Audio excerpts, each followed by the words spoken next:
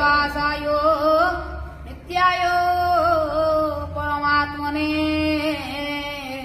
बलभद्र सुभद्रायां जगन्नाथाय ते नमः। नीलाद्रौ शंख मध्ये शतदलकमले रत्नसिंहासनस्थम्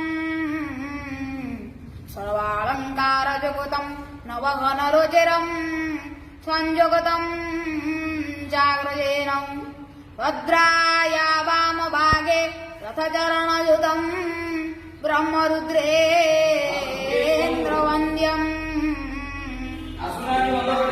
सारकेशं स्वजनपरिवृतं ब्रह्मदारो स्मरामि छन्दाकारं भुजगशयनं पद्मनाभं सुरेशम्